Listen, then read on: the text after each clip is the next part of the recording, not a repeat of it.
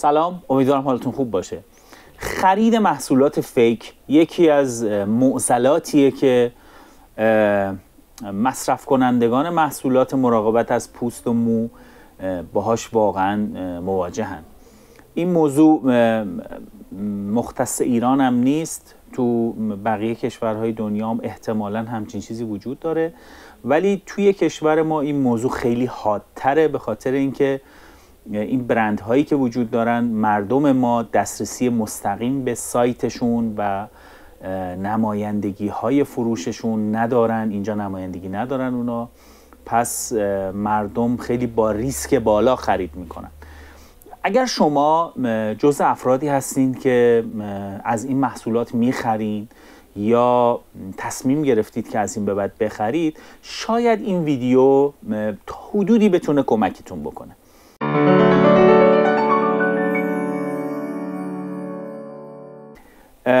ببینید، برای خرید محصولات پوستی من البته توی این ویدیو نمیخوام به صورت موردی مثلا یه محصول رو بخوام مقایسه بکنم بین فیک و اصلش، که البته ما اینجوری ویدیو دارم، تا حالا 2 تا اینجوری ویدیو ساختم، ویدیوی جدیدترم احتمالا خواهم ساخت در خصوص یه محصول دیگه. من الان نمیخوام به صورت موردی صحبت بکنم، بیشتر میخوام این کلیات بهتون بگم که بتونید تشخیص بدید که چه محصولی اصلیه و چه محصولی فیک. من همیشه اینو میگم، کسی که یک محصولی رو استفاده میکنه به نظر من بهترین مرجع واسه اینه که بدون محصولی که برای بار دوم داره استفاده میکنه اصلیه یا فیکه. یعنی از روی تکسچرش، از روی بوش میتونه تشخیص بده این محصولی که استفاده میکنه همون قبلیه یا نه، بدون در نظر گرفتن در واقع ظاهر محصول. ولی خب ما فرض رو بر این میگیریم که شخصی که داره یک محصول پوستی رو انتخاب میکنه برای اولین بار میخواد بخره و هیچ اطلاعی نداره این محصول اصلیه یا فیکه، کما اینکه خیلی از مشتریای ما برای اولین بار که از ما میخوان خرید بکنن خیلی با نگرانی میپرسن که این اصلیه یا مثلا اصلیه دیگه.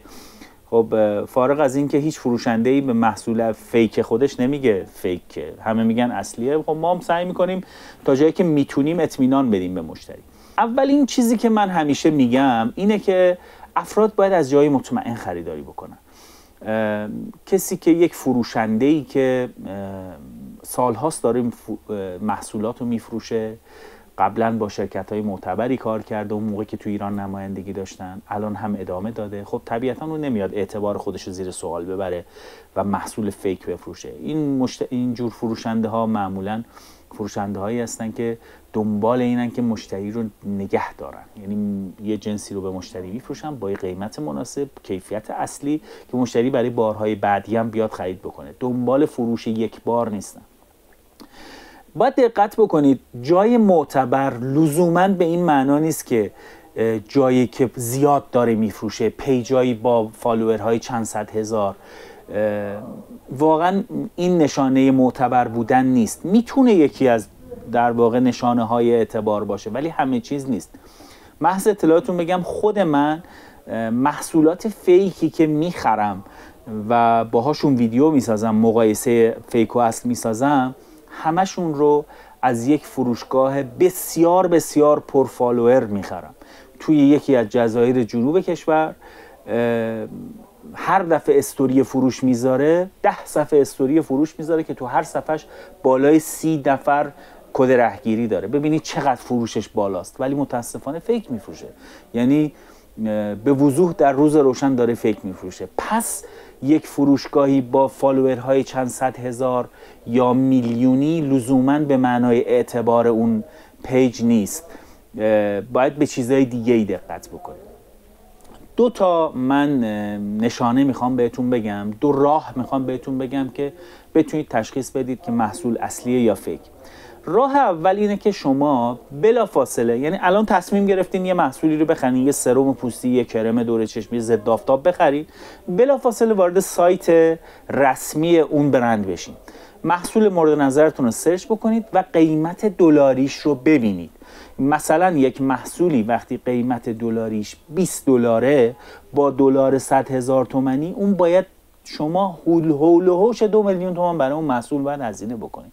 اینکه یه نفر بیاد بگه 1 میلیون تومان به شما بده نشون میده که یه جای کارش داره میلنگه، خیلی هم میلنگه، یعنی داره محصول فیک بهتون میفروشه و شما گول قیمت ارزونش رو دارین میخورید. مثلا چند روز پیش من دیدم یه فروشگاهی، یه پیجی توی غرب کشور تونرهای گلیکولیک اسید اوردینری رو میفروخت 500,000 تومان، در صورتی که قیمت دلاریش 1,400,000 تومانه. چرا باید یه نفر بیاد 500,000 تومان به شما؟ و تاکیدم میکرد که بچ کد داره، نمیدونم بارکد اصالت داره. خب اینا همش قابل کپیه، یعنی اصلا چیزی نیست که بگیم خیلی یونیکه، همونو دقیقاً کپی میکنن تو نمونه اصلی یا نمونه فیک. مورد دوم، یعنی دومین کاری که شما باید انجام بدین اینه که اسم انگلیسی محصول رو بنویسین و جلوش ریل اند فیک بنویسین. یعنی مثلا بنویسین ضد آفتاب توکوبو ریل اند فیک. میبینید چقدر ساده، تو گوگل میتونید سرچ بکنید، کلی ویدیو میاد تو تیک تاک، تو اینستاگرام و تو یوتیوب که اینا رو با هم مقایسه کردن. میتونید فارسیش هم بنویسین، فارسی بنویسین، بیشتر ویدیوهایی تو اینستاگرام میاد.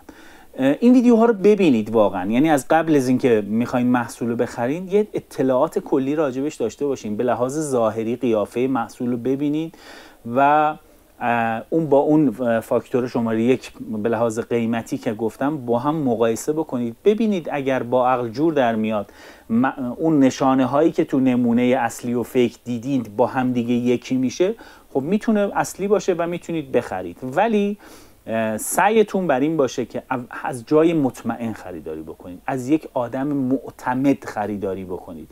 این اعتماد طبیعتاً برای بار اول سخته ولی ساخته میشه. یعنی شما وقتی بار اول به یک فروشگاه اینترنتی یا به یک فروشنده محصولات مراقبت از پوست تو فروشگاهش برید و ازش خرید بکنید، بار اول یه مقدار ریسکیه، میتونید با اون دو موردی که بهتون گفتم این ریسک رو به حداقل برسونید. ولی از دفعات بعد اون آدم خودش کلی از این بار مسئولیت رو به دوش خودش احساس خواهد کرد و اساساً اون به شما محصول فیک نخواهد داد.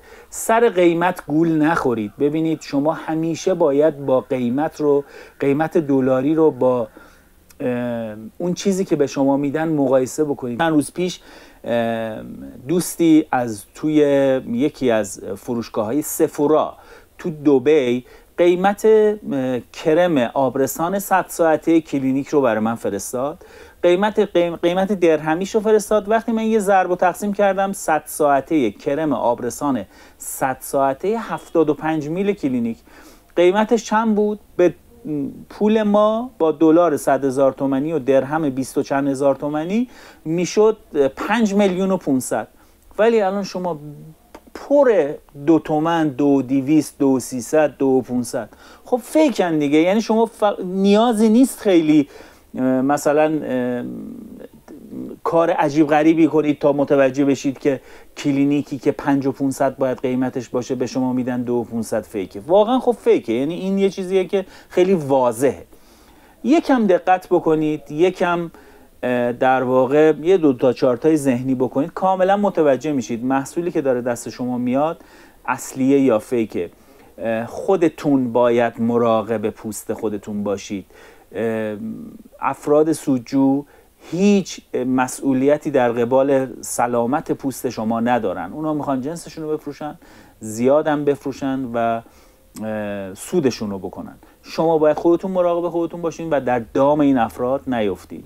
خیلی متشکرم از اینکه ویدیو رو تا انتها دیدین. امیدوارم در ویدیوهای آینده بیشتر راجع به این مسائل صحبت کنم.